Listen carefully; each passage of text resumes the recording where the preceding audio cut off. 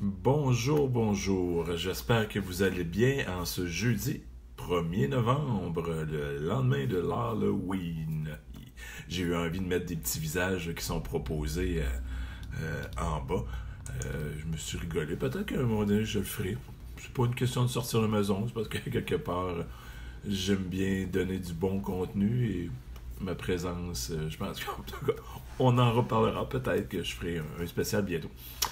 Aujourd'hui, bien, je veux en profiter. Je fais un petit quelque chose, voir si je peux réussir à le faire. Si je fais ça, peut-être que ça va fonctionner. Je verrai par après. Donc, aujourd'hui, j'avais envoyé comme petite annotation à l'avance de inverser la pyramide du temps. Donc, je veux parler un petit peu du temps aujourd'hui. Vous savez que j'ai écrit un deuxième livre cette année, Réveillez-vous, comment prendre sa vie en main. Donc, on touche autant à la gestion du temps que l'élaboration d'objectifs. Et comme dans mon premier livre qui touche plus les finances, j'aime bien travailler le temps, c'est de l'argent. Les finances, c'est des choses intemporelles, donc des choses qui étaient bonnes il y a plusieurs années, qui sont bonnes actuellement encore et qui seront bonnes encore dans plusieurs années, centaines, dizaines d'années, centaines, milliers d'années. Les bases resteront toujours les bases. On a beau mettre du crémage différent, mais la base reste la base. Donc, est-ce que c'est... on parle d'inverser la pyramide du temps. Quelle est-elle actuellement, la pyramide? Pour la majorité des gens, c'est le métro, boulot, dodo. Tous les jours, les gens se lèvent, le déjeuner, on part travailler, il y a les enfants à travers quand il y en a, la garderie, l'école et tout ça. Le travail, on revient. S'il y a des enfants, on reprend les enfants, les leçons, le souper, le préparatif pour le dodo, bonne nuit, un petit peu de télé et dodo. Et le lendemain, on recommence 5 fois semaine et c'est le métro, boulot, dodo. Et là, arrive l'idée de dire je veux améliorer cette situation-là, je voudrais atteindre un rêve, réaliser un rêve, faire plus de ma vie, contribuer, plein de choses comme ça, à un moment donné, qui viennent nous chatouiller, des rêves que bien souvent, en tout début de carrière, les gens ont. Et que assez rapidement, quand le métro boulot dodo fait son œuvre, hein, la toile qui vient peser, j'ai pensé à un terme conspiration. Un peu fort, mais peut-être vrai. Donc, les rêves, on les met dans un tiroir avec une clé, puis la clé, ben souvent, on la perd et on oublie nos rêves de nos jeunes années et on est dans une routine, métro, boulot, dodo. Et là arrive, vous tombez peut-être sur une histoire, je l'ai réécrite aussi dans le livre, le fameux gestionnaire qui est à la retraite, qui est demandé de faire pas une entrevue, mais une conférence devant de jeunes diplômés en management ou ingénieurs, peu importe de ce qu'ils vont sortir. Et il apporte un pot, je vous la fais rapidement, il apporte un pot et il met 6 grosses pierres dedans et il demande est-ce que ce pot-là est plein? Les gens disent oui, on ne pourrait pas en mettre une autre parce qu'elle dépasserait le goulot du pot qui est sur la table. Donc, il ne dit pas un mot, il prend en dessous de la table qui est cachée par une nappe, il met du gravier. Et jusqu'à temps qu'il arrive à rebord du pot et il pose la même question. Est-ce qu'il est plein maintenant? Les jeunes diplômés se sont fait prendre une fois au jeu. Peut-être pas, hein? Il y a encore de l'espace entre les cailloux, effectivement. Le gestionnaire retraité prend en dessous de la table un sac de sable et remplit toutes les parties à l'intérieur et jusqu'à temps qu'on arrive bien à ras le haut du pot. Et là, il demande, est-ce qu'il est plein? Plus ou moins, là, il n'y a vraiment plus d'espace de sable, c'est vraiment ce qu'il y a de très très très fin et tout. Oui, non, peut-être oui, qu'il y a encore de l'espace. Effectivement, là, il prend de l'eau et verse de l'eau jusqu'à temps que c'est sur le bord de déborder. Et là, il dit, maintenant il est plein. Quelle est la morale de cette histoire? Et ce qui veut dire, à la fin, il y a quelqu'un qui répond dans la salle et qui dit quand on pense qu'on n'a plus d'espace dans notre agenda, on peut en mettre d'autres. C'était effectivement une bonne réponse qu'il lui dit, mais il lui dit autre chose. Il dit, les 6 grosses pierres, si je les avais pas mis dès le départ, si j'avais mis le gravier, du sable, de l'eau, est-ce que j'aurais pu incorporer dans mon pot les 6 pierres? Et la réponse est unanime, non. Donc, il y avait vraiment un ordre du plus gros au plus petit.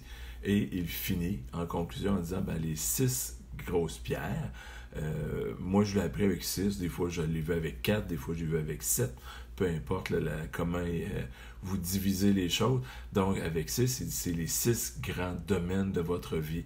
Donc famille, travail, spirituel, santé, on a le savoir et le côté social.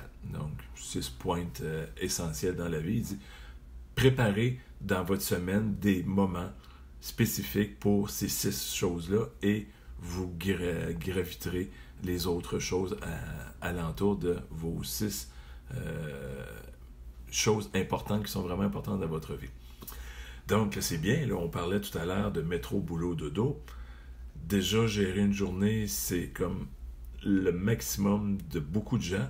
Et là, on parle une semaine, on gère la famille, le social, le travail et tout ça. On vient d'étirer l'élastique pour plusieurs personnes. Et là, on arrive avec la fameuse, il faut que tu te crées des objectifs SMART. Hein, ça a été une mode, ça l'est peut-être encore. La fameuse méthode SMART pour élaborer des objectifs qui a ses faiblesses, qui a ses forces et faiblesses. Donc, SMART, spécifique pour S, M, donc mesurable, A pour atteignable, R pour réalisable et T, on parle de temporel. Donc, il faut qu'un objectif touche ces 5 éléments-là pour qu'il soit un bon objectif. Donc, maintenant, on peut se créer pas juste des objectifs pour la journée, qui est déjà beaucoup pour ceux qui sont dans le métro, boulot, dodo. On planifie à court terme, ça peut être en dedans d'un mois, à moyen terme de peut-être 1 mois jusqu'à 3 mois, et long terme, ça peut être jusqu'à 1 an, 2 ans, 5 ans, très très long terme. Il y en a qui peuvent planifier jusqu'à 20 ans à l'avance, qui est beaucoup. J'avais lu dans un livre, si vous voulez faire rire Dieu, faites des plans. Et donc 20 ans, c'est un peu loin. Souvent, maintenant, du long terme, on parle de 5 ans, parce que tellement de choses peuvent bouger dans ce monde-ci. On dit que dans une année, dans une journée, on peut avoir autant d'informations qu'il y a quelques centaines d'années qu'il y avait dans une année complète. Donc, c'est incroyable comment la vitesse des choses peuvent aller.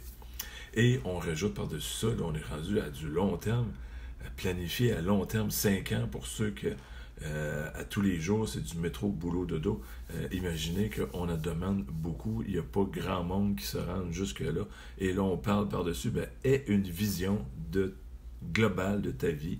Et voilà, tout est bien, ça fonctionne bien. Donc ça, c'est ce qui fonctionne beaucoup actuellement. Et moi, quand je dis inverser, c'est ce que je fais dans le livre que j'ai écrit, bien, on y va vraiment en sens inverse. On part d'une vision. Pourquoi notre raison d'être, pourquoi on est sur la Terre actuellement. On n'a pas besoin de passer 3 ans, 10 ans à réfléchir assis en fleurs de lotus et en méditation. Ça peut se peaufiner d'année en année. On se re-questionne, on dit il y a des choses qui ont changé. Hein? Est-ce qu'on connaît aujourd'hui? Dans peut-être une semaine, je verrai moi une information, puis ça, c'est quelque chose qui m'allume. Donc, je peux bifurquer de le tronc que j'ai, mais le tronc, théoriquement, est toujours là. Ça va juste comme améliorer ce que j'ai à l'intérieur de moi. Donc, il faut trouver notre essence, notre raison d'être. Et à partir de là, là, on défait les objectifs, comme un peu ce que je viens de vous expliquer. Mettez ça carrément à l'envers. Objectif à très, très, très long terme, à long terme, moyen terme, court terme, et on arrive dans la journée. Et ce qui est intéressant, c'est à ce moment-là, oui, il y a un métro, boulot, dodo, mais si on peut réussir à mettre sur papier des choses en planification, on peut peut-être réussir d'écrire 1 à 3 petites actions à mettre sur papier. Oui, peut-être ceux qui font une to-do list, mais de faire 1 à 3 actions par jour qui nous connectent à notre vision, donc qui vient passer à travers tous nos objectifs. Si on fait un objectif à court terme, bien souvent, c'est parce qu'il est relié à moyen terme et à long terme, à très long terme, sur un objectif, une vision. Donc, c'est un peu l'idée que je voulais vous amener aujourd'hui, d'inverser la pyramide du temps au lieu de partir du métro boulot dodo, puis manquer d'air pour dire j'y vais pour 1 semaine, j'y vais pour un objectif d'1 mois, 3 mois, 6 mois, 1 an, 2 ans, 5 ans, puis puis avoir de souffle, bien y aller dans le sens inverse, ben voici mon essence, ma raison d'être, et j'essaie à chaque jour de faire une action. Je trouve le temps. C'est sûr que là, il faut embarquer dans un petit concept de gestion de temps.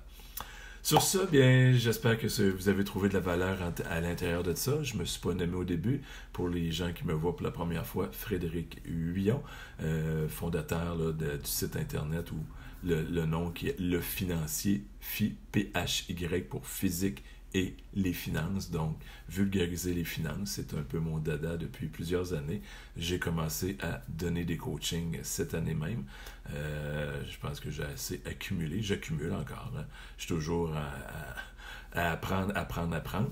Mais je pense que j'en ai une très, très bonne partie pour pouvoir là, vous aider à transformer où vous en êtes. Les gens qui ont de la difficulté avec des dettes à bien gérer, à mettre sur pied un budget, à connaître leur valeur nette. Donc, on part de là et mon but est plus côté éducationnel pour vous aider. Donc, j'ai créé là, des coachings soit privés ou en groupe. Vous pourrez trouver là, tout ça sur mon site internet lefinancier.com. Sur ce, bien, je vous souhaite une agréable fin de journée et on se dit à une prochaine. Bye bye!